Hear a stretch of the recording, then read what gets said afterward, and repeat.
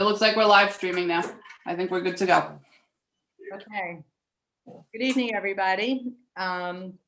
Let's start this meeting off as usual with the Pledge of Allegiance. If everybody could rise for the pledge. On the count of 3. 1, 2, 3. I pledge allegiance to the flag of the United States of America United States of America and to the and to republic the republic for which it stands, for which it stands, one nation, one under God, indivisible, with liberty and justice for all. Thank you. Be seated. Mrs. Callahan, if you could do the roll call, please. Certainly. Mrs. Johnson, Here. Mrs. Weisberg, here. Mrs. Bays, Here.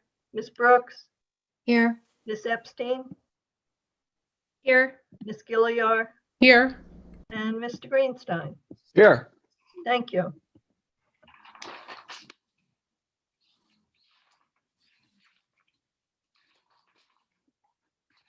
Once again, good evening to all and welcome to the first board meeting on the new Zoom webinar format or platform.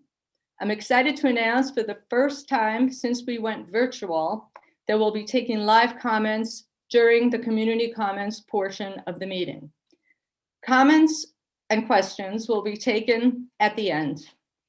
Comments in the form of questions that can be answered tonight will be answered.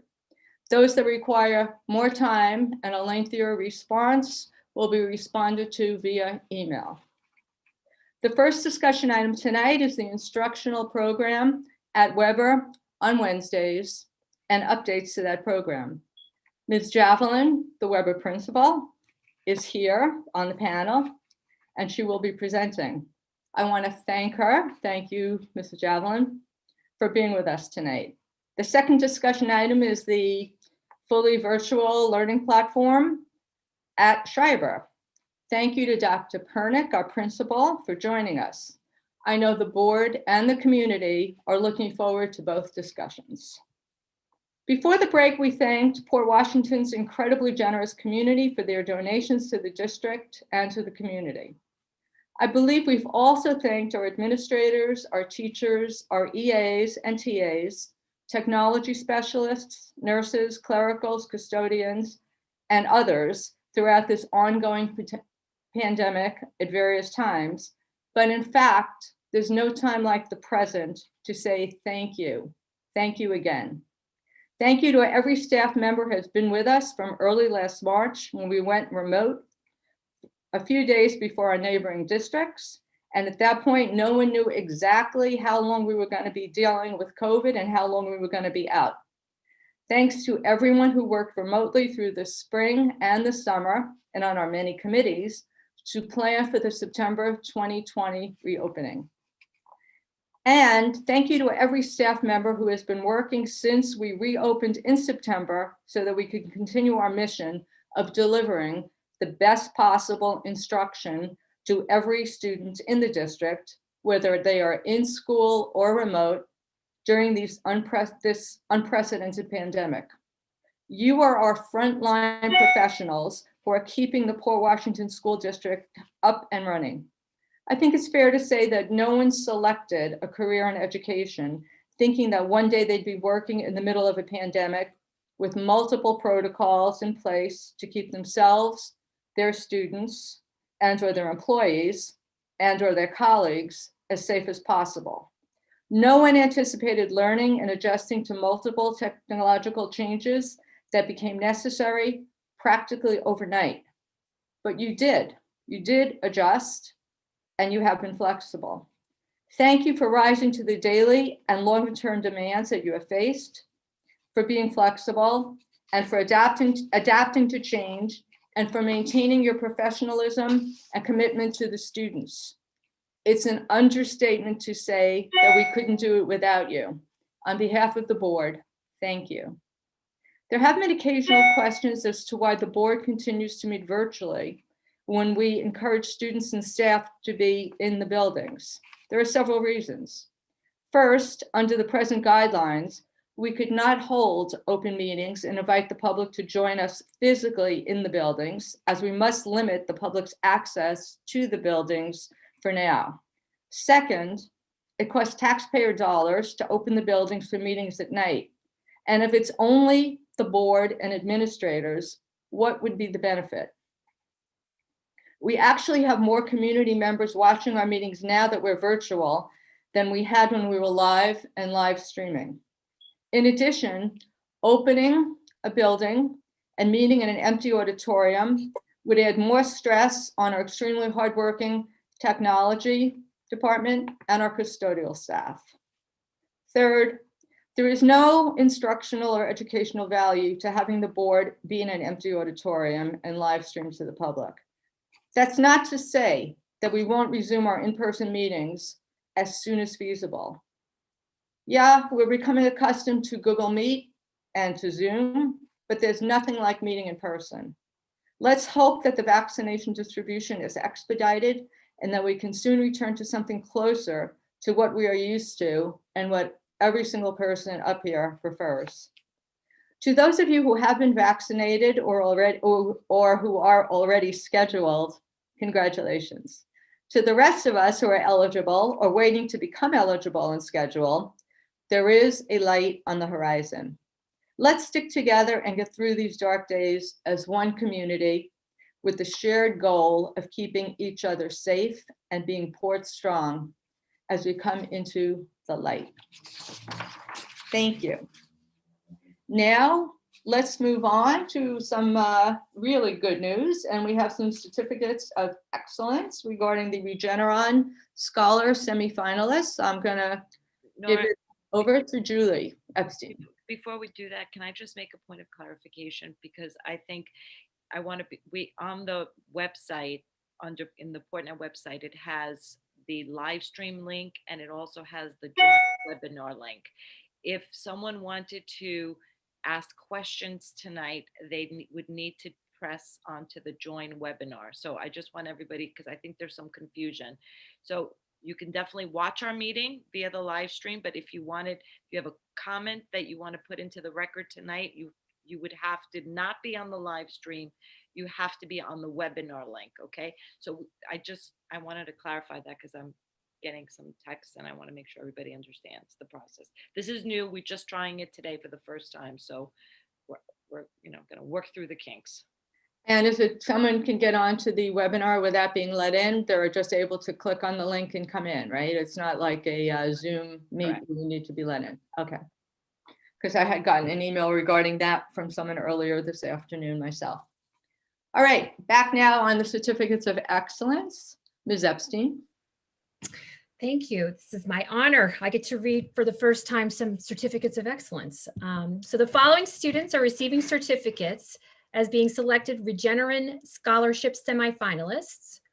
We applaud Hope Lane, Noah Lowy, and Zoya Uni. Congratulations. If you could hear us on mute, we would be clapping. I wish I had my noise machine. I'm sorry, I don't. Congratulations. The competition is sponsored by the Society for Science and the Public, which founded the competition in 1942. It formerly was sponsored by Intel and before that Westinghouse Corporation. There are among 300 students named Regeneron STS Scholars and hope to be among 40 finalists named later this month. The scholars were selected based on their exceptional research skills, commitment to academics, innovative thinking, and promise as scientists. These students were selected from 1,993 United States and international entries, and they each will receive a $2,000 award with an additional $2,000 going to the high school to support STEM education. So double bonus, well done. We would like to congratulate also the teachers, Tina Gallagher, Noah Lopinto, and George Mulbauer. Thank you all so much and congratulations.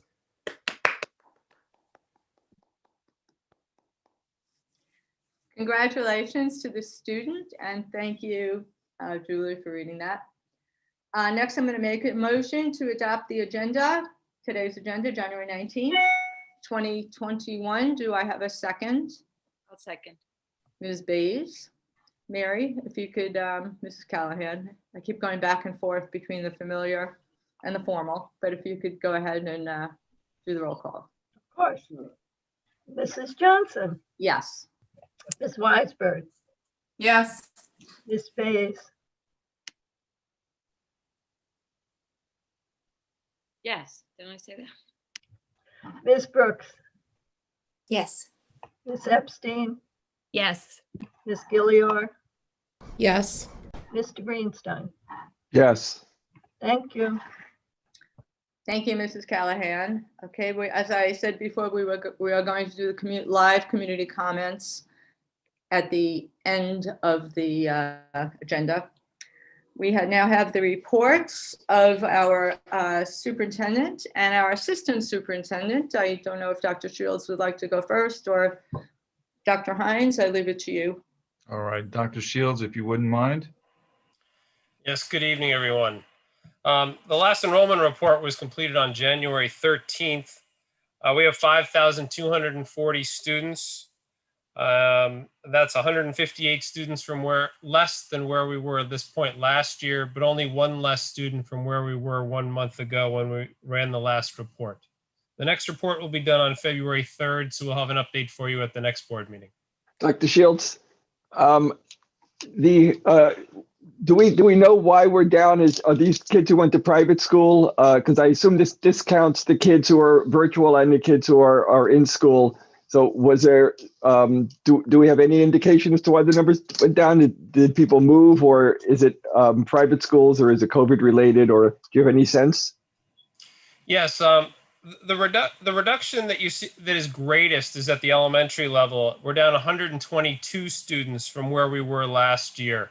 And that is split, from what I understand after having done the analysis, between people that have gone to parochial schools or other types of private institutions here on the Long Island area, and those people that have moved out of the district. We were expecting some decrease at the elementary level. So it's a combination of those two factors. Thank you. All right, thank you, Dr. Shields. I have a few things I'd like to share with our school community.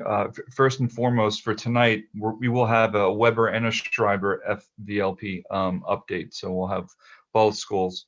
And the second thing I'd like to at least put out there publicly is I know many of us are looking forward to a peaceful transfer of power tomorrow at noon. And so we look forward to that taking place, and better times to come. Looking forward to as well this thought exchange I'm going to share with you in a few minutes. I shared a thought exchange with our school community. We opened it up for about 5 or 6 days, and we had quite the turnout.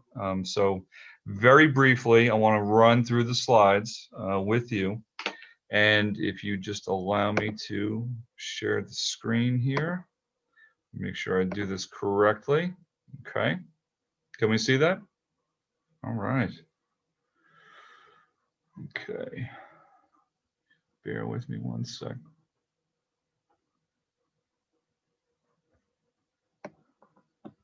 All right. So here we go. So I want to thank everybody who participated with this first endeavor of this thought exchange.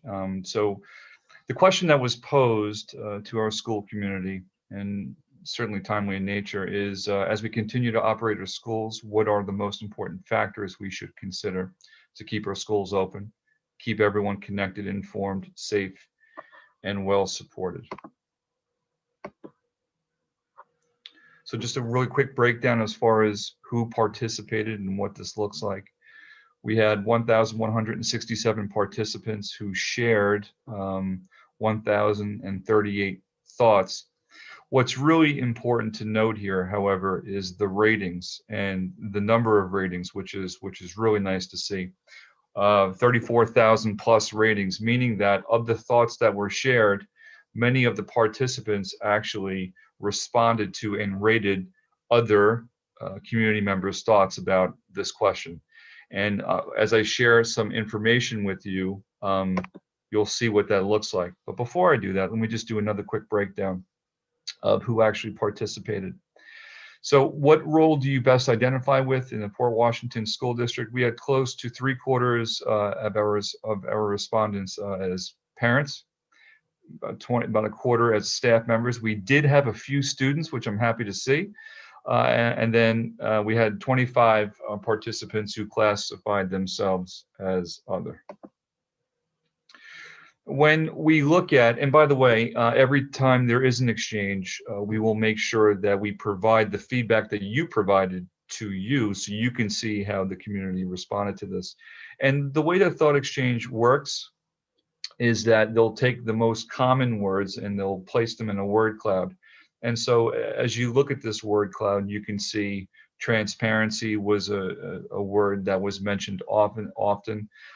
Communication certainly was up there, safety, information, and you can see the rest of the words yourself. But it's a really quick snapshot of what you felt, as well as how some of the statements that were made, how they were ranked, and they surfaced this way.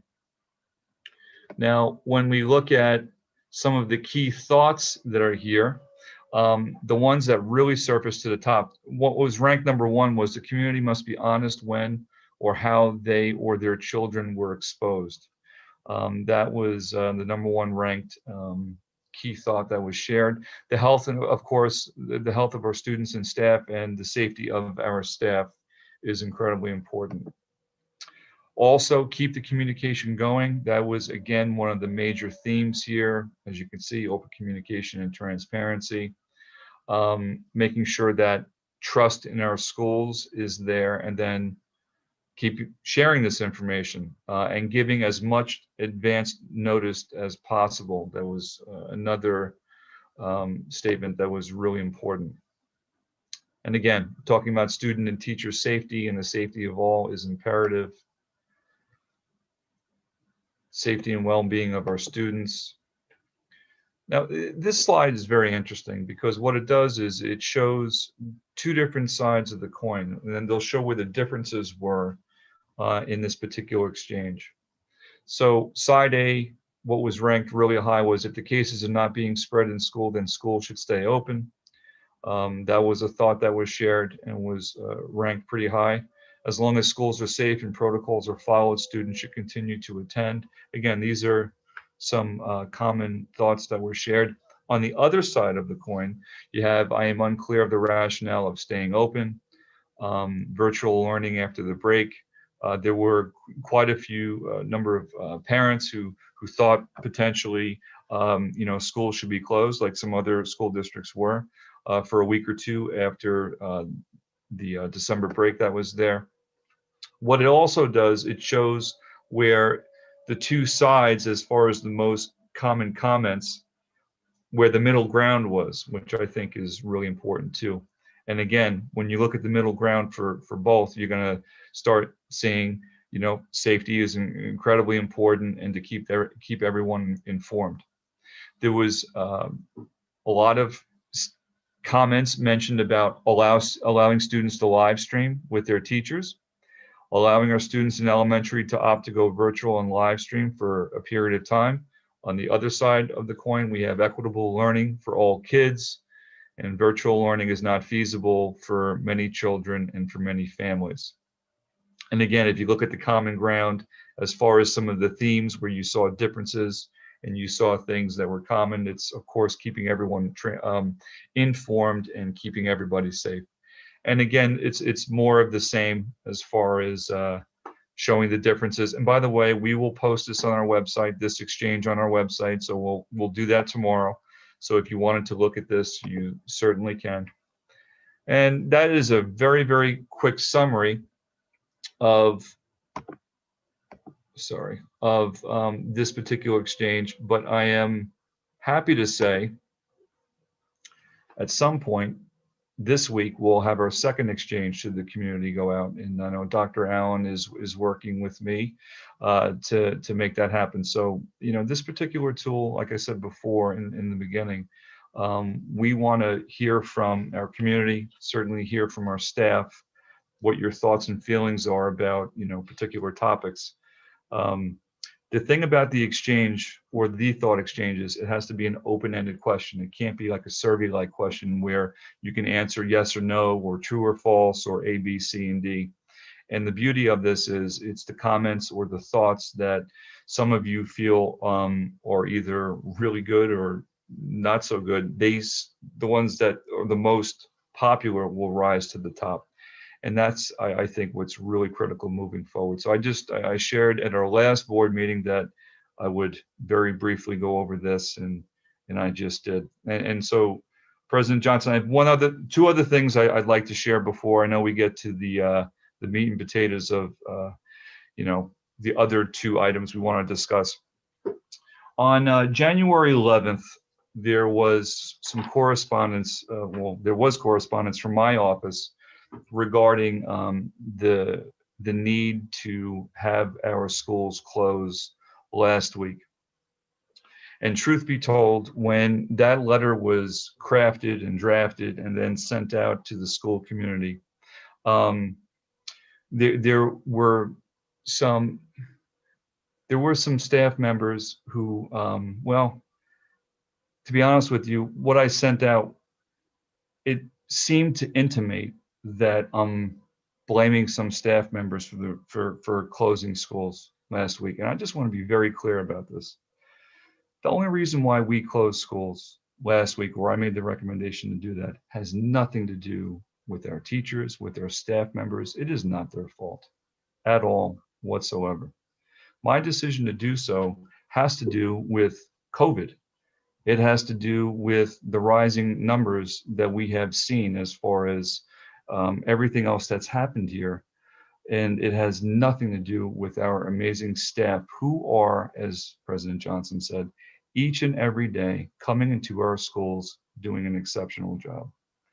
And so when I reflect on some of the correspondence that I have shared with our school community, I want to be very clear about one thing, and that is not only do I appreciate what our teachers and staff and administrators are doing each and every day, but if and when we do have to pivot and close down, and who knows what may happen within the next several months, it's not any staff member's fault. The fault is this darn virus that is here, and there is light at the end of this tunnel with the vaccines that are out there right now. But I just want to be very clear about that. So if anybody took it the way that was not intended, which is placing blame at the feet of either the staff or anybody else, that is not the case. And I apologize for anybody or to anybody that was offended by that, because that is the last thing I would ever want to see whatsoever. So I just want to clear that up with everybody and make that statement publicly. The last thing I want to talk about is some good news, if there ever is good news related to COVID. It has to do with us teaming up with, to have testing here at our schools, COVID testing. We're working on something right now. We'll have more news coming within the next couple of days. Where we will have vans here on our school, in our school parking lots, to work with our school community, to have our school parking lots as a testing site. So I'm happy to say that will be happening very soon, and we will certainly let the school community know when we are able to do so. And that is all I had. I didn't want to take too much time because I know we have two presenters here this evening. So thank you for your time, and I appreciate it. Thank you. Thank you very much, Dr. Hines. Before we get to the discussion items, we do have some more business to address. And one of them, I'm very happy to announce that we are going to vote on this, but we have the proposed award of tenure to 2 teaching assistants. Both of them are at Weber. The first is Nahid Kazray, and the second is Brett Sinclair. As I say, both are teaching assistants at Weber. I would like to make a motion to award their tenure. Do I have a second? Okay, Larry. Mary, could you do the roll call? Yes, Mrs. Johnson, Absolutely, yes. Mrs. Weisberg, Yes. I think she didn't hear you. Mrs. Sorry. Sorry. I can't get this mute button working as quickly, but yes. Thank you. Mrs. Bays, Yes. Ms. Brooks, Yes. Ms. Epstein, Yes. Ms. Gilliard, Yes. and Mr. Greenstein. Yes. Thank you. Thank you and congratulations to both of you. Okay, now just making a motion to accept the minutes from the January 5th, 2021 board meeting, the minutes from the Policy and Personnel Working Committee of the board, that's of December 16th, 2020, the minutes from the Budget and Facilities Working Committee of the board, and that is December 14th, 2020. And lastly, the Budget and Facility minutes from January 11th, 2020. Is there a second? Okay, Ms. Bays. If Ms. Callahan can do the roll call once again. Yes. Mrs. Johnson, Yes. Mrs. Weisberg, Yes. Mrs. Bays, Yes. Ms. Brooks, Yes. Ms. Epstein, Yes. Ms. Gilliard, Yes. Mr. Greenstein. Yes. Thank you. We will save a lot of time when we're back in person and we could just raise our hands. Things will be a lot smoother in that sense. Okay, now we're up to the discussion items. The first one is the Weber Wednesday program, and I turn the floor over to Ms. Javelin, the principal, Principal Javelin. Thank you. Thank you. Good evening, everyone. So I want to go through a little bit of the process so you know what the task we were given, even though everyone knows that. But as you know, in March, we closed schools, we went remote, and we had to figure out what to do. And then over the summer, the committee met together to discuss what we did from March to June and how to make a better program for students coming in September and what we could do for them. So we were asked to make a hybrid model and or fully remote, and what would that look like? So the committee, which is 9 staff members, 9 teachers, 2 parents, all the directors and the Weber administration met several times over the summer to discuss what plan would be best for Weber. So the 2 things that I asked everyone to come to the plate with is safety first and education second. And every time in every meeting we had, those were the 2 things I kept going back. What can we do safe by keeping all staff and all students safe? And what can we do educationally to make sure that our students are learning at Weber? Lots of discussions about that. We discussed asynchronous versus synchronous, and lots of conversations happened about that. So as you know, we rolled out a plan where we were teaching all synchronous, all live instruction 5 days a week to students, but how the students were receiving that was different. Some of it was online, some of it was in class, and then we made a special schedule for Wednesday for several different reasons. And then because this was new to all of us, I found it to be extremely important that the committee meets throughout this year to constantly reevaluate our plan, making sure that we are meeting the needs of our students. This is something that is different than what we taught. If we could have everyone in and it could be safe, we would much prefer that.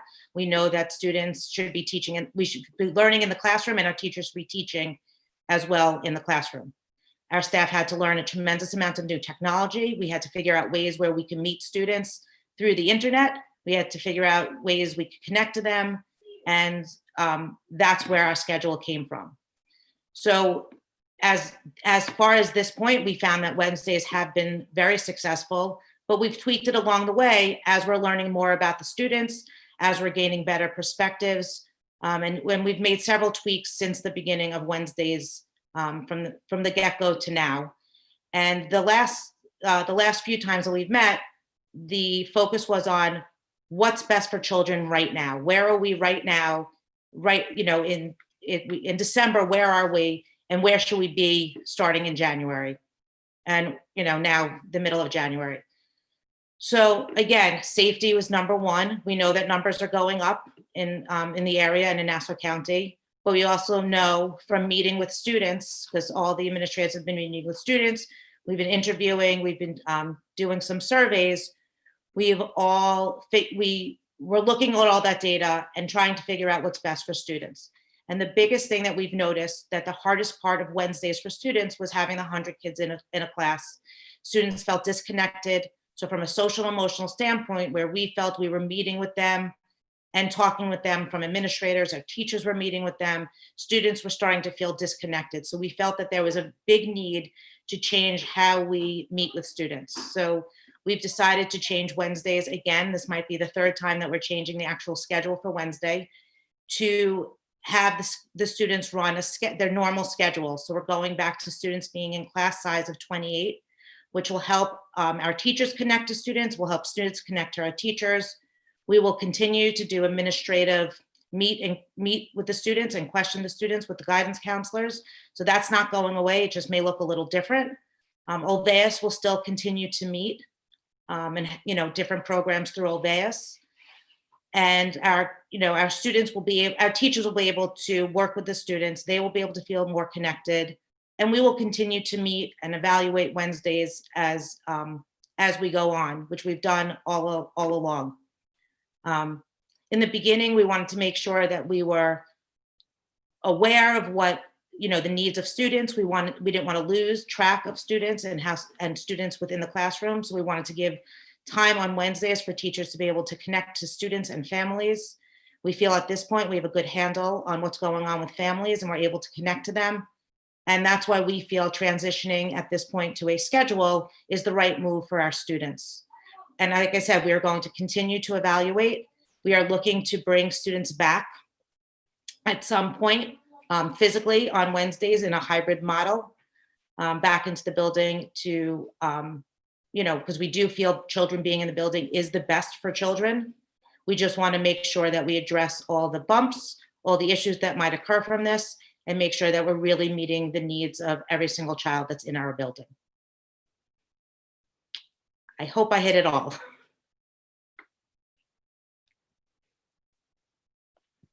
Thank you. I got to unmute there for a second. No, and the letter did go home to the Weber community, just so you're aware that this is starting tomorrow. The Wednesday schedule is starting tomorrow. We're going to rotate A days and B days for the Wednesday. The A and B will remain the same for Monday, Tuesday, Thursday, Friday because of childcare issues. And Wednesday we will rotate A day and B day. And parents were notified right now for the first 4 Wednesdays while we continue to meet to discuss the plan.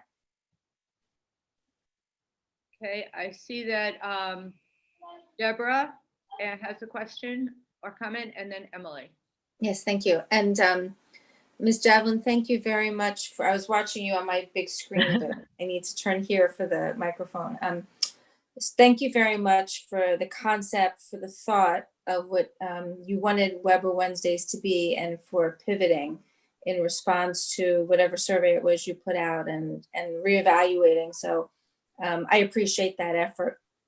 I wanted to ask, when the kids were meeting with the guidance counselors, am I hearing correctly that their biggest concern was not being in school, that there was more stress from not being in school or being in classes that were too big, that was causing them the emotional stress, as opposed to, well, I don't know, something else. But if it is, I'm really glad to hear that the kids want to be in school. Right. So the administrator, one administrator and each guidance counselor have met with different groups of students. We've been doing that every Wednesday, which did not start in the beginning. That evolved from our Wednesday meetings, wanting to meet the needs of the students. So in the conversations, we asked what's going well, or at least I could speak from what I asked in my groups, and all the principals, probably assistant principals, asked the same sort of questions. What's going well?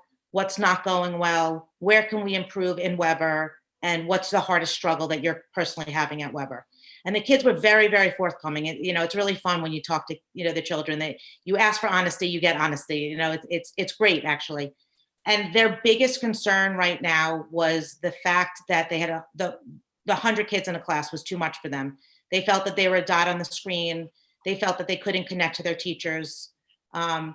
If they had a question, they felt uncomfortable because there were so many students that were on there that they didn't feel comfortable asking questions.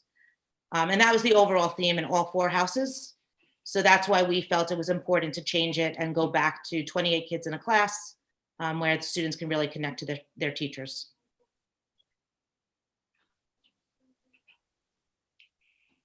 Okay, thank you. Emily?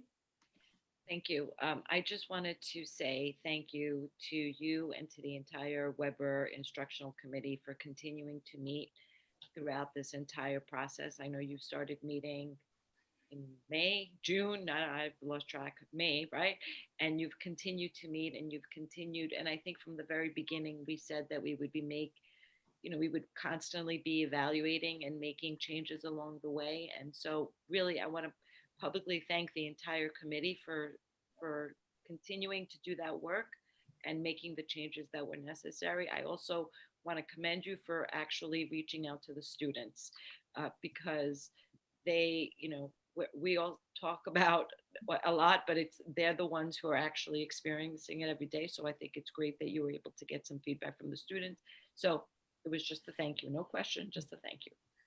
I will have to say the committee was a wonderful committee to work with. The thought process, and for those that were on the committee will know there were times I was pulling my hair out and putting my hands up and saying, this is not what we signed up for. How can we do this? And what we've accomplished from the beginning of March to where we are now, we really did a 180-degree turn. And I really do believe that we are providing the best instructional and educational environment for our children of middle school students. So thank you, Emily. I believe Mr. Greenstein has his hand up.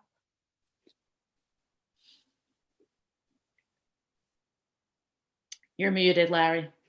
Oh, okay. So anyway, I just said what I was going to say. No. Anyway, thank you for your report and thank you for continuing to look at this and pivot. My question is: there are some subgroups who are not really being very successful, throughout the district, but at Weber.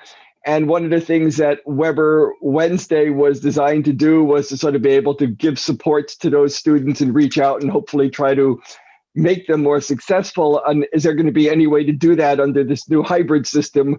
Because when a kid isn't in school, it's a little hard to sort of, unless there is a specific way to reach out, there can't be all of that casual meetings that you run into somebody in a hall or pull them into your office for a couple of minutes and say, what's going on? So anyway, I'm just wondering if you've given any thought. I'm sure you have, but I'm wondering. Right. So it's interesting because part of us going to a schedule is taking some of that time away. And it's not just for that population of students. I mean, we offered extra help for our accelerated students. We've offered extra help throughout the Wednesdays.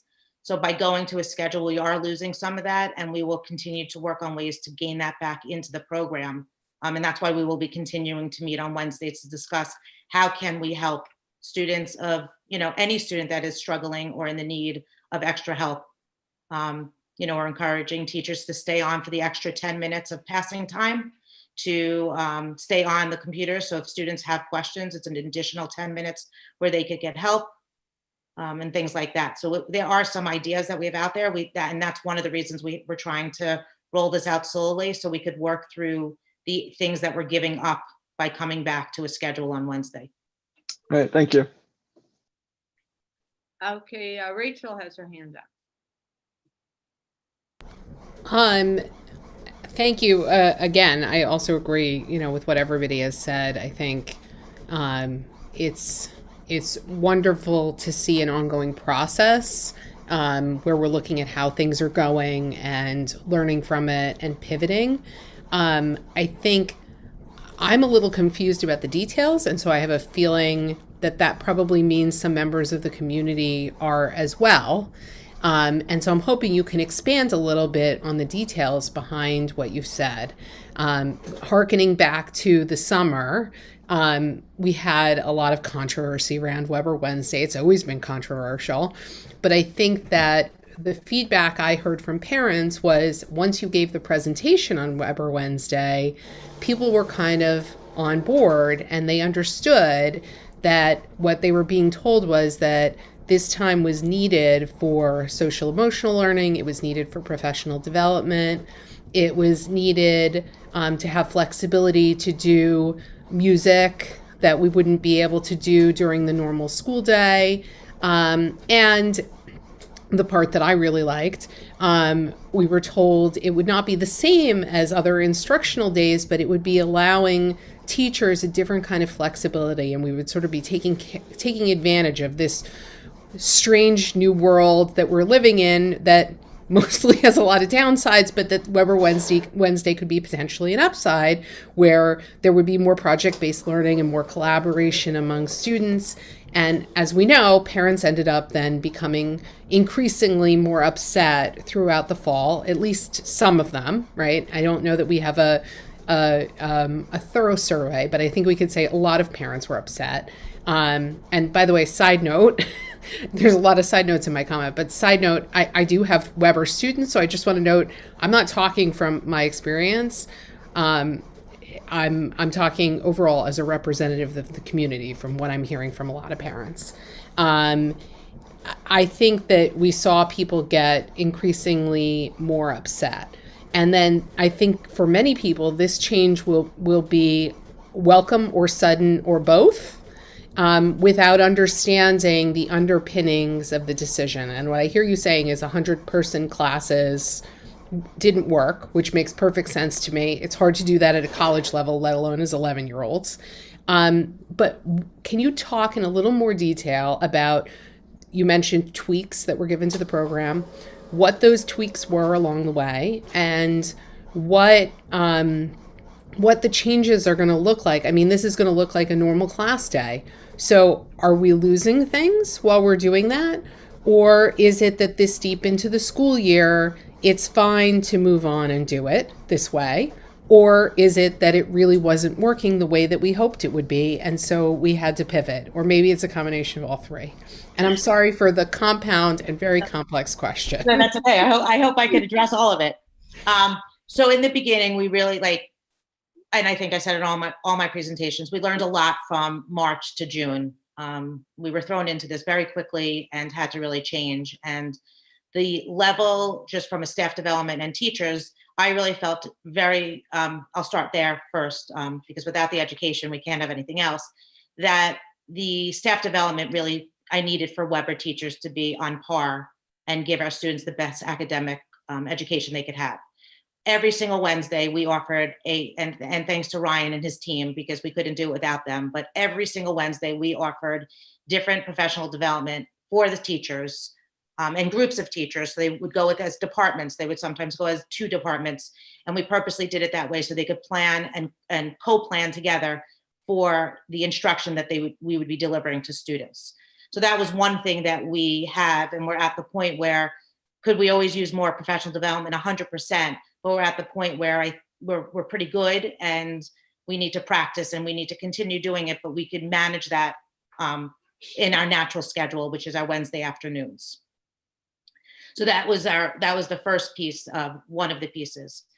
We also, one of the things that we changed, our first original Wednesday schedule was not successful. We had 6th grade and 7th grades together in classes, and we had 7th and 8th grade kids in classes together. And that was challenging. So we changed the schedule. So we made the schedule grade level classes and broke out the schedule. So we had, I think, 6, I could be wrong with that, but I think we had 6 or 7 different Wednesday schedules for different populations of students, making sure that every student got the classes that they needed. That was another change. Then we also added, from a social emotional, we added the groups of the principals, assistant principals, and guidance counselors, where we met with groups of students every single Wednesday. And we, which I spoke about before, we really spoke heart to heart with them to really get their feeling about when, Wednesdays and school in general this year, and where they're, suffering, where they're not suffering, and how we could help as a school to help them. It came out that kids didn't really know how to use their email systems. I mean, there's other things that came out of these conversations that we then implemented and went into classrooms and taught students how to do things. How to find all their assignments in a Google Classroom, because some teachers were posting a stream and some teachers were posting it in the calendar. That came out of these meetings. So we were able to go back to the teachers and talk about those things to help students organize themselves better. Those were the big changes. We also added, we did one, we're going to be doing some more, but we did one from which goes with our No Place for Hate in our Olveus curriculum. We brought Power of Words to the middle school, where we show them a presentation, and then we use Wednesdays to discuss what they saw and to connect with them. So that's part of Olveus program, which we'll continue to be doing. We'll just have to change the schedule up on Wednesdays to accommodate that, which we do anyway during a normal school year. So that won't change. That will just be a change for that week. I'm trying to think. We also worked a lot on breakout groups. And if you're working with 100 students, teachers should start using breakout rooms more. How does that work? So we gave professional development in that. So just really through talking with the teachers, seeing what's working, seeing what's not working. A lot of times our English and social studies teachers use this day to talk to the kids together and do group activities together. Now we have to rethink that, how we're going to do it differently. It's not that it's going to stop, it's just going to look different. And that's where we're at right now, and that's why we're going to continue to meet as our instructional committee to really talk about and break those things down. To go back to Larry's question, how do we meet all the groups of kids that aren't being successful? How do we meet kids that are super successful? What can we do for them and offer for them? And really try to work with that as a whole, as a committee of, educators together in a room discussing what's best needs for children and putting it into play and to practice. I hope I answered every of those questions. I know it was a lot. At the very least, it was a good attempt, because there were a lot of questions in there. Right. And I will say the Wednesdays, what it provided us also was our departments were able to get together and discuss curriculum together. So our English teachers were all free at the same time. Our math teachers were all free at the same time. So there was lots of internal conversations. What's working in your classroom? How do I make that work in my classroom? So aside just from the professional development that we offered from Ryan's department, our tech department, internally our teachers were working with each other and sharing best practice with each other, which is really crucial, especially during this time. Mike, I think you had a question. Yes. Thank you. Yep, just actually, it's more of a comment. And Beth, thank you for this. Very insightful. I want to thank all the teachers and everyone who's part of this. Part of what has happened, I will certainly say from March until June, but I think more important from September to where we are right now, we want to encourage risk-taking with our teachers, trying things that are new and different, that are really, really important. And sometimes it'll work, sometimes it won't. That's what happens when you take risks and you try things out of your comfort zone to see how it moves forward. And I'm really happy to say, Beth, under your leadership, your teachers try to do a lot of different things that were beyond new and different. And we need to continue that, because that's how we will continue to innovate with these things that are very uncomfortable at times. Yeah, we wouldn't know that 100 students in a class, maybe it would work, maybe it wouldn't, but the fact that you tried and then tried to tweak it over time, I think is a testament to us trying to get the best out of a really, really difficult situation. So I'm looking forward to the next several months as far as what your teachers and you will do. And thank you for tonight. Thank you. Thank you, Ms. Javelin. If there is another question from Rachel. Did you not put your hand down? No, it was an additional comment. I just wanted to say that I agree 100% with Dr. Hines. And I think as a parent, and I would encourage other parents that are listening to think this as well, if you have a school and you have teachers who are trying new things and different things, those are the moments where I would be most understanding about something going wrong, because if our parent community is too vociferous about that, that's the moment where we're encouraging people not to take risks and not to try something new and different. And I think this community has been very clear in other ways that overall what the parents want here is us to be moving forward in education and not to have a static education in Port Washington, but to be trying to move and do new and different things. So I do thank you for that too. I agree with Dr. Hines. And I hope it sounds, reading between the lines from what you've said, that Weber may have learned some things from Weber Wednesday about teacher collaboration too. And I hope that you can take away those things and use them in the future as well. Any other questions or comments before we move on? Okay, thank you very much. Next, we're moving on. Oh, well, actually, if we're going to be discussing the fully virtual, should we go now to Dr. Pernick and then go back to Ms. Javelin, or is there going to be a separate? We're presenting together. Yep. Okay. Dr. Pernick, would you like to take it Sure. away? Sure. Good evening. I know that we have a short presentation. Am I sharing that or? Mike, are you sharing the PowerPoint? The slides? Sorry. I wasn't planning on it, but I can certainly search it and find it. You could share it as well, Dr. Pernick. You have access. Okay.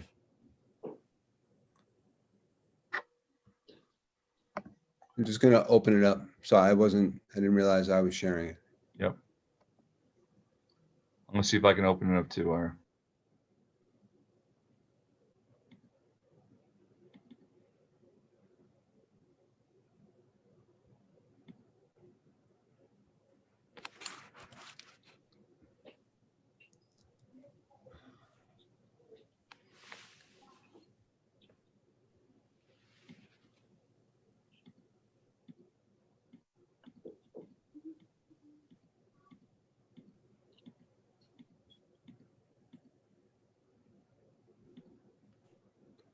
I have it if you want me to pull it up. If you don't mind, I'm Not at trying all. to get myself back to. Yep. Listen, this is innovation for me. I'm sharing 2 presentations in one night. That is a first. Give me 1 second. Thank you.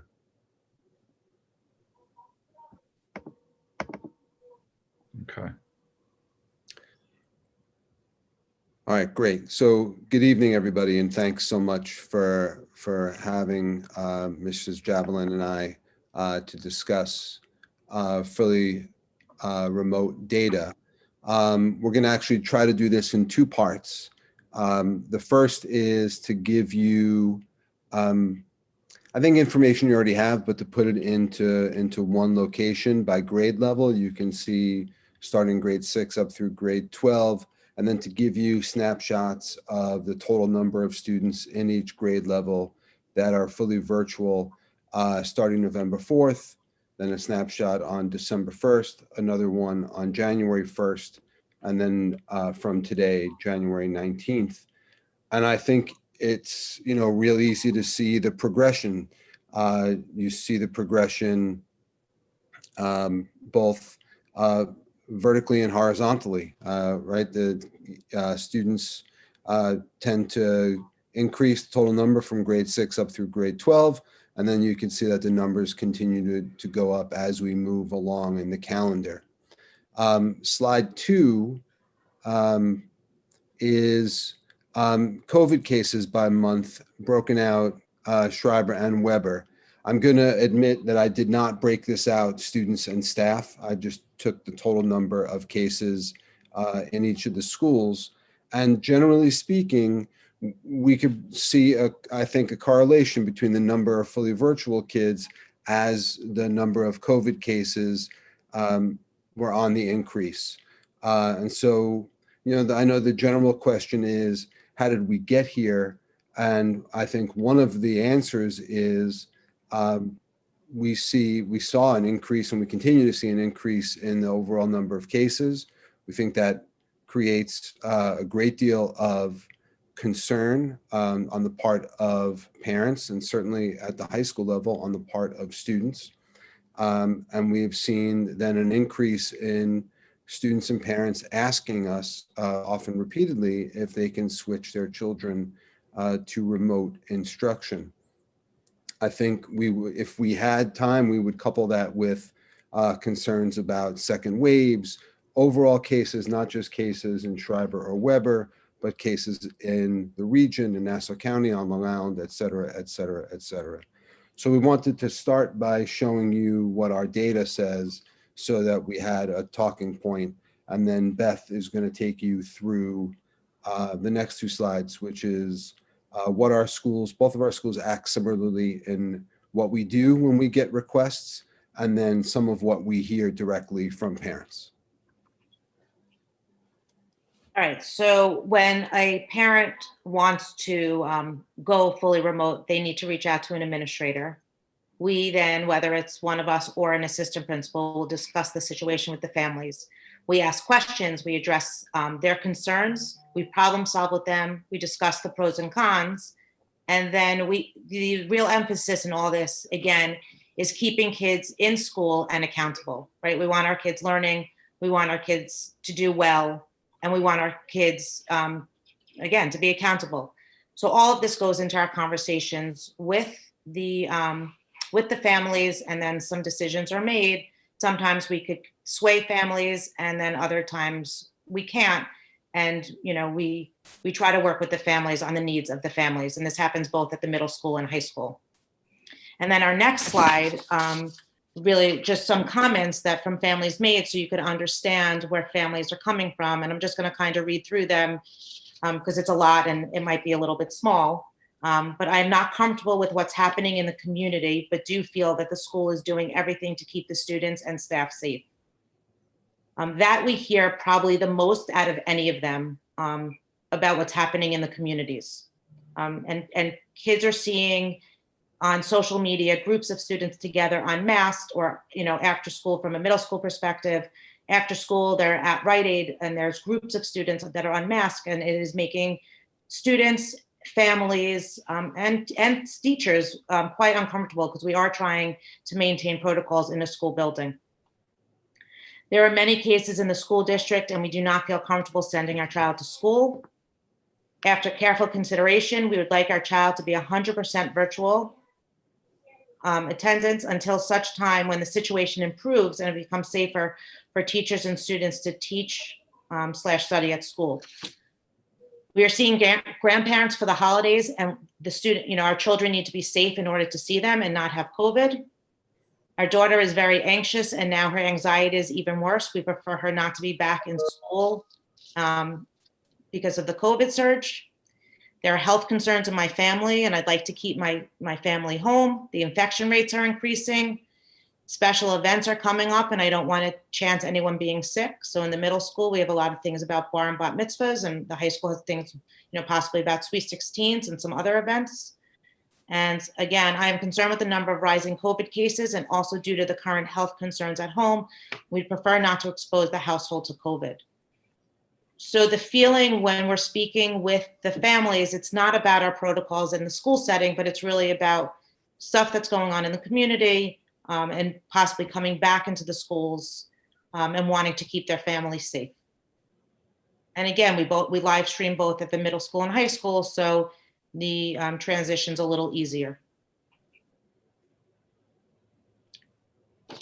So those are the reasons our numbers at both the middle school and high school have increased over time. Right.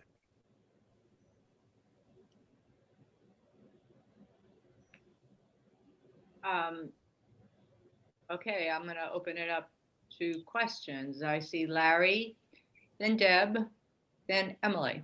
So Larry, thank you for those charts and documents. Thank you. Thank you for the data. It's very helpful. If my math is correct, it's roughly 24% of the middle school and high school students are fully remote, which is not an insignificant number. And I understand that they're not remote because we're doing a bad job. But there, there are other concerns that are going on. But I guess my question is, now that we're a good way through the school, how are the fully virtual kids doing in comparison to the hybrid kids? Is there a drop off in performance? Are they doing just the same? Are they doing better because they're less stressed? Anyway, have you looked at that data at all? And again, as we're looking to go forward, can that inform if there are issues there? Can that inform the way the platform will be going forward? Well, I can tell you that we're about a week away from the end of our first semester. So the second quarter is going to end a week from Friday. One of the conversations we have all the time, this is I'll give you the real short answer. The real short answer is it depends on the student. So we have lots of students who are fully remote, who we would also classify as at risk. And when we get that combination, those students struggle more academically. They struggle more academically when they're in school too, but we can mitigate their struggles much better when they're all in school than when they're fully remote. So we have regular conversations about our at-risk population, and I would say at risk for the high school means students in our alternative programs, so STEPS and FLIC. Those students, the fully virtual students, even some of the hybrid students, they're struggling more so this year than in previous years. And that's data that we've looked at on report cards and data that we've gotten back from their teachers. So we would love to figure out how to go forward. It just presents other challenges in terms of what we do inside the building.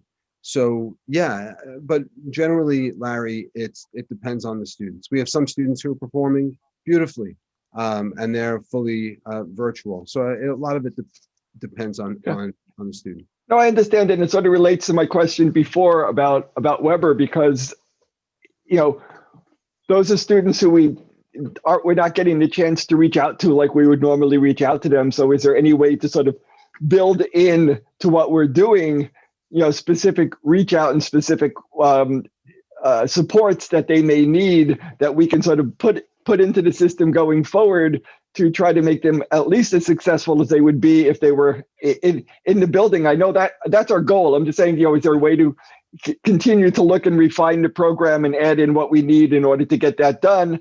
I think, if we needed the board to help along in that way, I think we'd probably be very open to giving you the supports you needed to help those kids. So anyway, just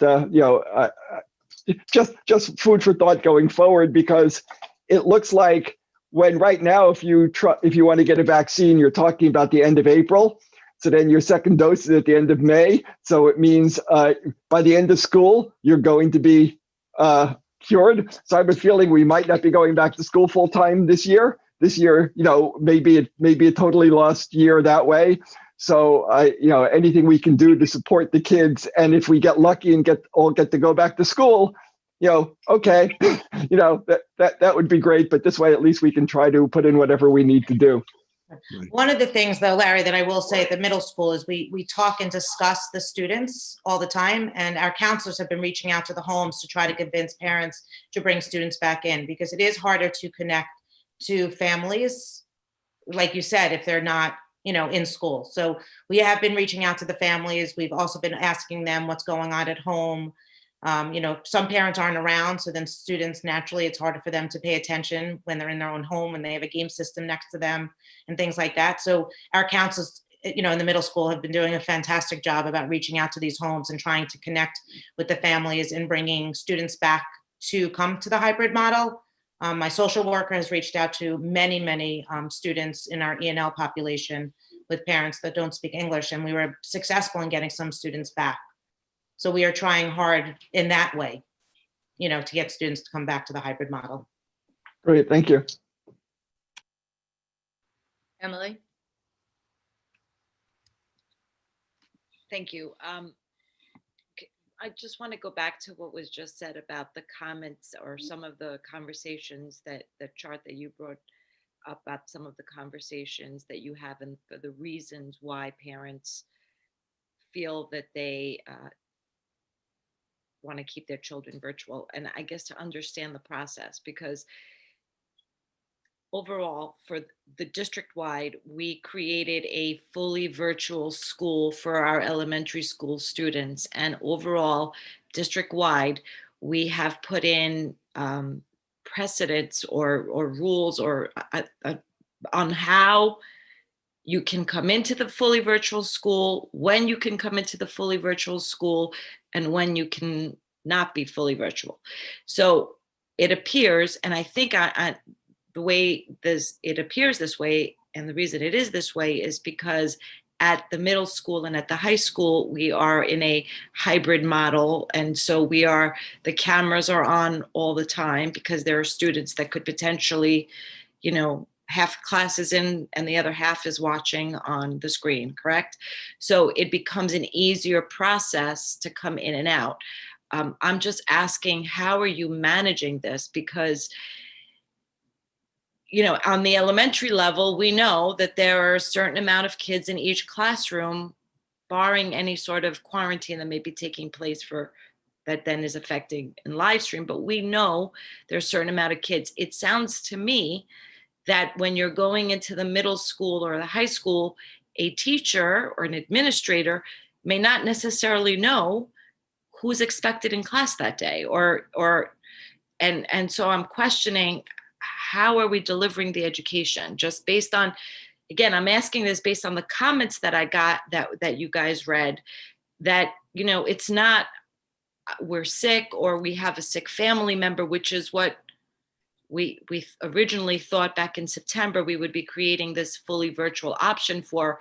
It's because somebody wants to go on vacation or go to a bar mitzvah or a sweet 16, which I don't know. I'm not going to do my commentary, but you can tell that I don't like it.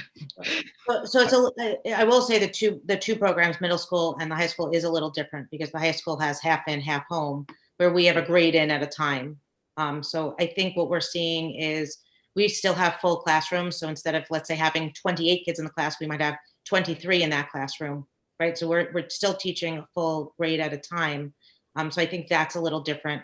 They can't just go on, like our teachers, at least at Weber, know that parents need to get administrative approval to go on, and we send emails. I mean, my Sunday night, I spend hours sending emails to the teacher saying this, this kid has permission, this child's quarantined, yada, yada, yada. And that's busy, my Sunday, which I pretty much spend like half a Sunday night sending those out to make sure the teachers are aware who's allowed to be on their live stream and who's not. So if they don't get an email from myself or one of the assistant principals, they are expected to be in class. Just to add to that, Emily, I think you hit the nail right on the head, right? The challenge for teachers has been enormous. Earlier in the school year, we actually worked with the technology office to create an attendance code called Present Remote, because we had lots of students, and again, at the high school, particularly juniors and seniors, many of them will make their own decisions about whether or not they're going to attend school. We had students choosing, if they had a class first period, but not second period, so they would attend remotely first period and then show up by period 3 if it was their day. And so that posed all sorts of problems for teachers. And so we wanted to encourage parents to be more transparent with us. Like, is your child not going to be coming to school? Are they going to be fully remote? We wanted to make sure that we could give teachers as much information as we can so that they would know if they're going to have 11 students in their class and say 11 on their live stream, or if it's going to be more like 2 students in their class and 20 students in their live stream. I can tell you, having been in a whole bunch of classes, the work that teachers have done is somewhat remarkable in that they, in some cases, design lessons that are suited for close to a 50-50 split, and they end up delivering lessons to 25-75 or bigger split. So some of why the numbers are the way they are is because we were getting a kind of overrun with I mean, even tonight, I'm getting emails about my child's going to be out for the remainder of the week. I'm concerned about numbers. And so that potentially throws off teachers. And then we end up in a bit of a back and forth with a parent about, you know, we're not supposed to do this. We can't do this. We need your child to be in school if they're part of the hybrid model. But it really does pose a challenge to teachers. And once we were able to we encouraged parents to be more transparent, we saw a rise in choose the fully remote option. So what is the average? So Ms. Javelin said that where they would have had 28, they may see 23 kids in the class. Can we say the same at the high school, or is it much more dramatic at the high school numbers wise? So In terms of how many students kids are actually in the building? in a day total? Yeah. So Yeah. I'm just curious if we've been able to see if we opened the high school with half of the population having to be in this building, right? Right. And I don't remember the numbers off. Do we still, how much of that actual population is now in the building? We have 440 students today who are fully remote, and we're about 1,500 and I'm sorry, I don't have the number. Let's say we're 1,580 students total. And so, you know, let's say we broke it in half at, you know, 780. And so we're probably, I think I'd done something that I had sent over a few weeks ago about the total number of students. So we're somewhere between 400 and 500 students per day in the building. Okay.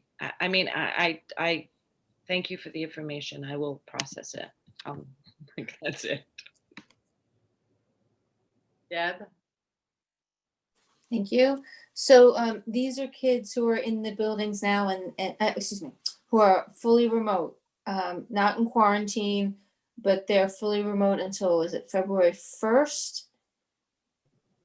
We've asked everyone to, Dr. Mioli, I'm grateful to send a letter home to ask parents to re-up. I know for the high school, February 1st, I know for the middle school for next Monday, right, the 25th. Correct. And I can tell you that that letter all by itself set off another whole round of lots of phone calls, lots of, you know, going back to the list that Beth shared of conversations that we end up having with parents about having to make this decision. So yes, though, to your question, February 1st for the high school. And they're committing to June? That's what we're asking. But I thought they weren't. I'm very confused. Now I'm confused. See, now I'm chiming in. I thought that we haven't been keeping that at the high school and at the middle school. So I know we just put out a letter, but I thought that if a student, like you mentioned before, if they're an 11th or 12th grader decides, well, I'll take second period, do it remote, they've been doing that. Look, we want to get as great a handle on all of this as we possibly can, and having February 1st as an opportunity to reset is welcome. It poses the same challenge, right? We're still in a situation where there are lots of cases on Long Island, and there's lots of concern on Long Island. So we're asking parents, and still, though, I think it was the right decision to send that letter and to ask parents, especially at the high school level, where I think there may be some more, parent-child engagement about whether or not, they're going to be a remote or hybrid student. We want those conversations to take place at home. So I think the opportunity to get families to do that again is a good thing. But I anticipate we're going to have, we already have lots of phone calls. We'll get many, many, many, many more. And the phone. I'm sorry, one second. I think the important piece is that we're having parents, if parents are saying they need to be virtual, they're virtual until the start of Q3. We're not letting them go back and forth and choosing back and forth, because that causes confusion in the classroom and helping teachers make plans for what's going on in the classroom. So I think we've been somewhat flexible in working with families when their need is strong and they feel really unsafe for their children to be educated, because once again, that's our priority, is making sure these students are educated. But then we're making them make a decision to stay out until Q3 starts, and then they could revisit that and come back at the start of Q3. So is that the same at the high school then? Is it to Q3? So we're talking about sometime in the spring? No, quarter three. Quarter starts three February is 1st. starting. Oh, that's right. Oh my gosh. Yeah. So the okay. middle So school starting this Monday and then high school starting a week forgive later. me. Yeah, I'm in a time warp. Every day is today. The good news is spring semester starts February 1st. So just, you can feel spring. But will yes, but will the parents be given the opportunity to reevaluate at the beginning of Q4? If the numbers are hopefully going to change. I mean, we saw the numbers change as we unfortunately predicted they would. So it makes sense that the numbers would be going up in terms of the kids who are going to be fully remote. If the positivity rate goes down back to where it was kind of in September, will there be a reevaluation? I guess that's an administration. So we've been talking with Dr. Hines and Dr. Mioli. Dr. Pernick and I have been having those conversations as to, can we open up another date where parents can reassess whether they want their child back in school? Yeah, I can just quickly say, if I may, in the beginning, if again, it's been a very long year and we forget where we were only a few months ago, but in the beginning of the year, we asked people to commit for the whole year. And then we, realized that that was probably a big commitment to make, and we asked them to make a commitment for the half of the year, for the semester. So, just as you saw at the Weber Wednesdays, we continue to learn, we continue to look at things, we continue to evaluate. The answer to your question is that the letters that went out asked parents to make a commitment for the rest of the year, but we have heard a lot of comments to the effect that they'd like another opportunity in Q4. But the letter that went out, we have, as of now, we've asked them to commit for the second half. I actually have a question, and it's actually for Dr. Mioli, and I don't want to put you on the spot if you can't answer it. I'm just curious. Too late.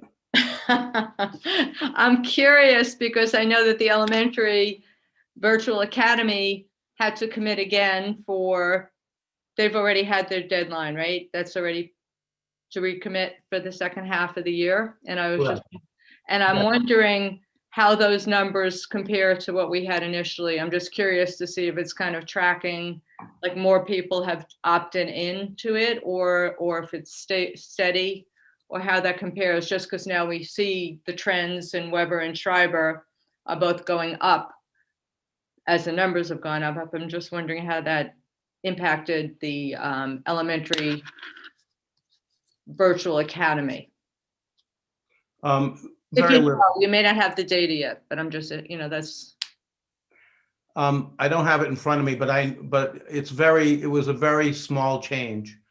I want to say the net change was 5 or 6 students. Okay. There were a number that came out, there were a number that went in. I think the net change. But basically it's pretty much steady, unlike what we're seeing at Weber and Schreiber.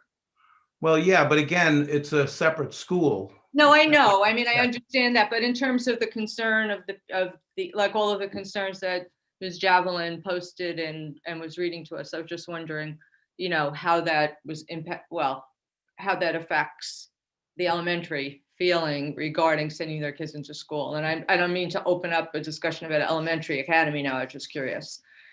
That said, I think that Rachel has her hand up. Thank you. So I just wanted to say, first of all, I think Nora's questions now made clear for everybody who's listening. There is a difference between the way the elementary is set up and the way Weber and Schreiber is set up. And so for elementary parents who are listening, there is a logic to the differences in the way these function. But at the Weber and Schreiber level, I really want to applaud you both for being flexible. I understand that you're walking a tightrope here, right? Because teachers need to know who's going to be sitting in front of them in order to be able to plan their classes to at least a certain extent, right? They need to know that they're not talking to an empty classroom and everybody's on the computer or vice versa. But you're being responsive to parents' very real fears and concerns. And I know I personally have heard stories about these phone calls that people make to you where somebody's going to be at risk because of XYZ reason. And I think that it's wonderful that you're being responsive to parents to the extent that the school is able to be flexible. It's great. And I'm very much hoping that across the board for all three, we're going to end up having another date for fully virtual people to swing one way or the other, whatever makes sense. But I'm not saying that to put pressure on anybody.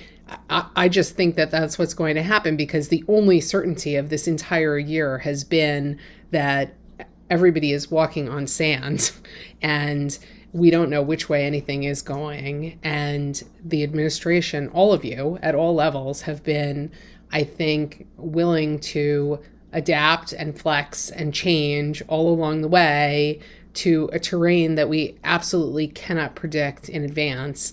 Nobody has known from 1 month to the next since March 11th or whatever day we decided that the schools were going to close the next day, what's happening. And yet children are being educated, and hopefully everybody's just making the best decisions that we can with the information that we have at the time. So thank you all for doing your job pretty much constantly all weekend too. I agree with that. Thank you.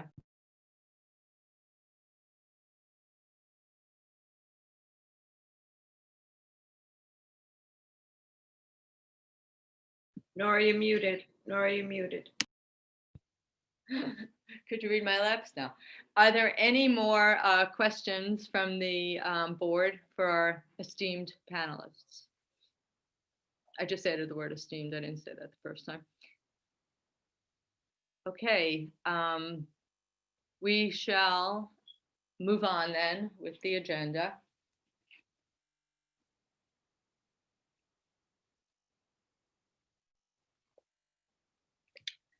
Okay, we are now up to our committee reports. Policy and personnel, Ms. Brooks. Well, we have not met since our last meeting. So, but we do have a policy and personnel committee work group meeting coming up tomorrow morning. So we have a new policy on to discuss, and 9:30. 9:30 a.m. Okay, great. Looking forward to it. Budget and facilities. Hi, everybody. We had a meeting last Monday, and we began our budget discussion for the 2021-2022 school year with a review of what we foresee as needs in the transfer to capital line item. So we reviewed what our priority list was and the approximate costs and what we were, and had some in-depth conversation about how we think we may be able to fund some of these projects, whether we're going to be able to continue to do transfer to capital or we're going to have to look at other potential funding sources. We will continue with our budget and facilities meetings. The next meeting, I think, is February 2nd or February 1st. And I really do encourage, we have budget and facilities meetings every Monday, the week prior to our Tuesday board meetings. This process begins now. The budget development process will go for the next couple of months, and there will be extensive conversations at those meetings, very in-depth and detailed about where we are in the budget process, what things look like, how some of the state budget issues are going to affect funding for the school district, and ultimately what kind of decisions we're going to have to make for next year. So I really do encourage people to attend those meetings. If you can't attend them, they're available on live stream, as all of our meetings are. It is the most important part of moving our district forward, is finding funding sources in order to do it and ensuring that we have the district as well set for next year as possible. So I really do hope people can attend our next meeting, as we will really start to dig into some budget processes. Thank you. I do believe that Dr. Hines has his hand raised. I do. Thank you. Thank you, Beth. I think it's probably somewhat well known that the tax levy limit is minimal, right? So we're looking at 1.23%, down significantly from last year. It's the second lowest, I want to say, in 6 or 7 years. That poses another difficulty for us as we plan for next year. And so, you know, as Beth, she didn't intimate, you very clearly stated, it is important, if you can, to either join us at those meetings or watch the presentation after, and they're always available on our YouTube channel that we have here. The more informed you are as a community, I think the better off we all are. So I just wanted to mention it. Thank you, Dr. Hines. Next item, committee actually is the curriculum, and that would be Ms. Gilliar. Okay, that would be. We had a meeting on January 13th. The subject of the meeting was instruction, as in curriculum, instruction, and assessment. And Ms. Javelin joined us, as well as Mr. Ryan from the elementary school, and 2 teams of Weber teachers, Mr. Bass and Ms. Hutchinson, and Dr. Hollis and Ms. Bocchino. And the subject of their focus, the 2 middle school teams, was to talk about integration.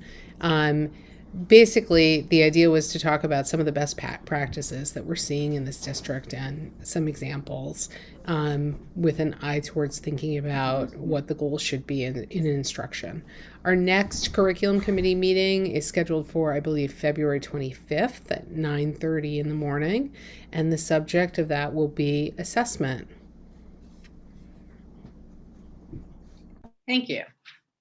Okay, the next committee is safety and substance, and while that committee has not met, I do believe that we are forming, kind of reforming the leadership of that committee, and it will be convening shortly. Is that in a couple of weeks? I think that's correct.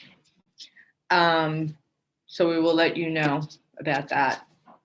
The diversity committee is meeting. We haven't met since the last board meeting, but we are meeting next Wednesday, and it is an evening meeting at starting at 7 p.m. And as I have said the last couple of meetings, among other things, we will be discussing a book, and that book is Cast. If anybody wants any information about it, you can contact me, but I do believe that it's been pretty well announced that will be part of our discussion. Next item is the legislative task force, and I turn it over to Emily. Yes, thank you.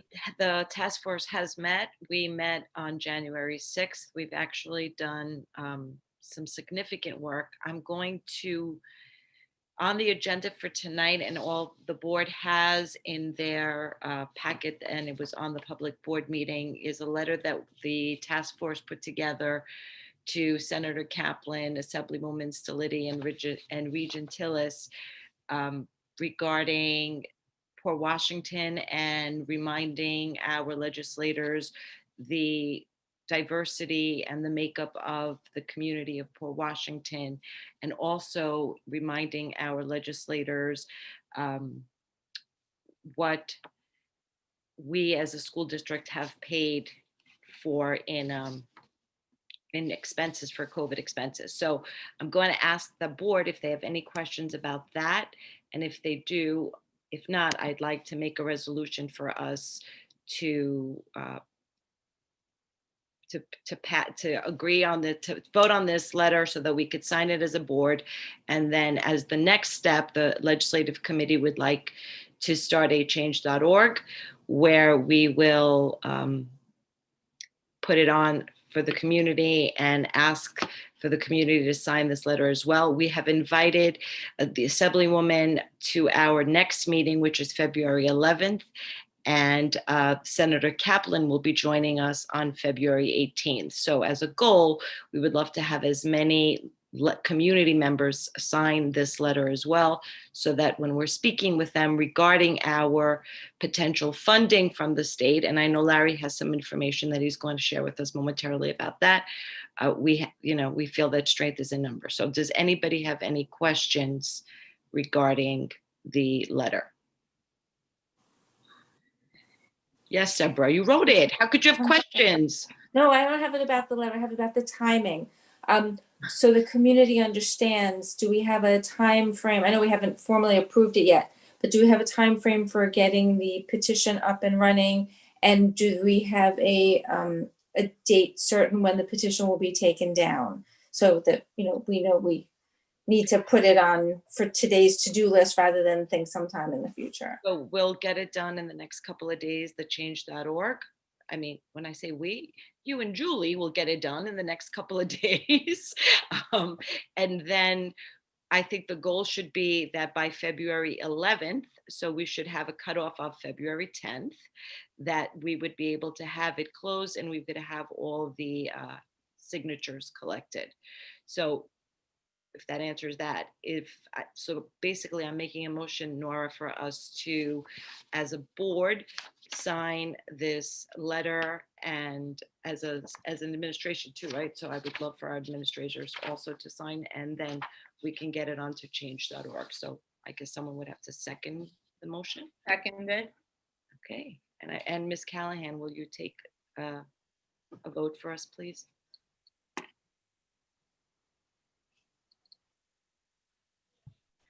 Certainly. Mrs. Johnson, Yes. Ms. Weisberg, Yes. Ms. Bays, Yes. Ms. Brooks, Yes. Ms. Epstein, Yes. Ms. Gilliar, Yes. and Mr. Greenstein. Yes. Thank you. Thank you, everyone. And I'm just going to turn to Larry and to Julie. I know that they wanted to add a couple of more comments regarding the legislative task force. I do want to say thank you to both Deborah and Julie for working on the letter and working and the entire committee. So Larry. Yeah, before I get to the report, I was just thinking about something that Dr. Hines showed us, a thought exchange, and I'm wondering if we could potentially do something like that on funding or budget stuff as we go forward. But anyway, the governor released his budget today, or his two budgets today, because he did a plan A and a plan B, depending upon the amount of money New York gets from the feds, depending upon what the Congress decides to do. The good news is that state revenue has come in better than projected. So what was a 20% withhold that was promised is now a 5% withhold, which should make us happy. There are also no cut planned. Well, across the board, there's no cut plan. We don't know what each district is supposed to get because those runs haven't been done, and those runs probably won't be done until he decides on plan A or plan B. But I don't know what Mrs. Callahan has been projecting and whether this changes her projection at all for what we're going to be doing going forward. But it was, surprisingly good news out of Albany for the first time in an awfully long time. It's great news. Thanks, Larry. I just is going to update everyone from our last board meeting. The board agreed, and also the administration, to sign and send a letter on behalf of the board and administration regarding the digital divide and broadband funding. And we were successful in pushing that through and sending it forward to our federal, state, and local representatives, as well as we're very happy to hear shortly after sending it through that Governor Cuomo specifically mentioned it in his State of the State address, that this is a priority for him in funding the digital divide, or finding funding and negotiating some sort of, whether it's reimbursement or contracts moving forward with broadband providers, is yet to be seen. So thank you all for that support as well. Yeah. Did you have a comment, or did you say Dr. Hines, did you have a comment? Did you put it in the chat that you had a comment? Okay, no, sorry. Okay. That's it for Legislative Task Force. Okay, well, thank you very much for that very thorough report, and thanks for all the work that you guys have been doing. and for the letters and the campaign. We all appreciate it, and I am happy that we are taking this action. Now we are up to the action items, and before we do the consent agenda, I would like to mention, and I had mentioned this before about the generosity of the community that I spoke to during my opening. And this agenda gives me the opportunity to speak about the generosity of our community once again. One of our resolutions tonight is accepting a $20,000 donation from the Peter and Jerry Dojana Foundation to be applied to the Dojana Scholarship Fund at Schreiber High School. It's an amazingly generous donation, and I want to thank the foundation. I also want to mention, and we didn't get to thank them because it was between meetings, but the Dojana Foundation has also made another extremely generous donation that made it possible to establish the free testing center for COVID, which is now at the Adult Activity Center on Manor Haven Boulevard.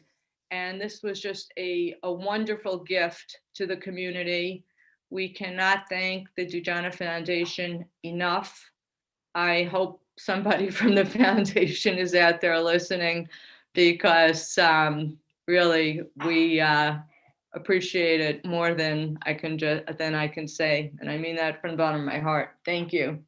I also want to give a big shout out to a donation from the Ms. Elizabeth Ferraro and Ms. Deborah Bluver for giving a donation of winter clothing and accessories for students needing warm clothing during outdoor PE classes. Thank you so much for that. We appreciate it, and I'm sure the students appreciate it. And lastly, but also super generous and meaningful, the Board of Education, when we adopt the consent agenda, we will be accepting a donation also in the amount of $1,000 to the Leadership Scholarship to honor past superintendents of the school in Port Washington. So another major donation from another very generous donor. So thank you for that. With that said, I'm going to make a motion for the adoption of items 13.1 through 13.6. Make sure I have those right. Yes. Do I have a second? Okay, Ms. Weisberg. If Ms. Callahan can do the honors.